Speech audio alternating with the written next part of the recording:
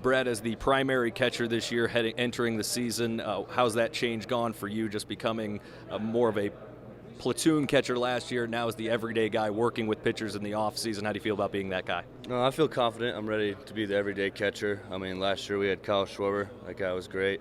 It was fun working with him, picking his mind, hearing what he had to say about catching. Learned a lot from him. And I was an everyday catcher at junior college, high school, so it's kind of more comfortable, more natural for me. Caught all the pitchers in the fall.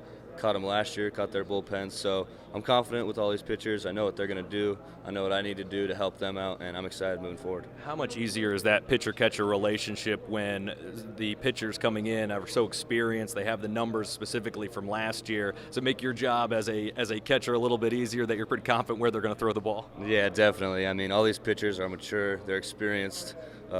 They've played in Omaha. They've played for Big Ten championships. Even some of the freshmen, they're mature. They hang out with the older guys. They realize what they need to do to be a good pitcher here, to be able to have an impact on the team. And I think the maturity of our pitching staff is really going to help us.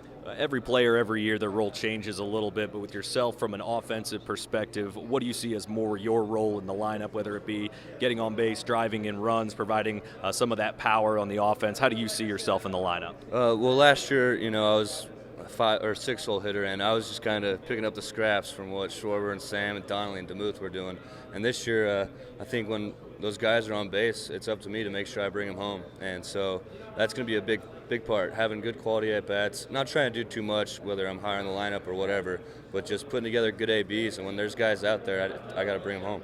You're in the month of January right now, and you're already practicing outside at Barkhoffman Field, something that didn't happen last year. How beneficial will that be once the games start to roll around, and just how much better is it instead of Mellencamp to get outside already immediately on the field? Yeah, it's nice. We had inter-squads outside last week. It was a little cold.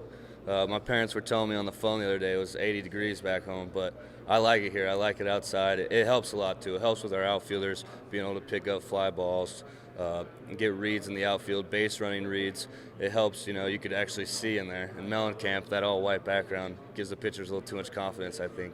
But it's great being outside. We really enjoy it.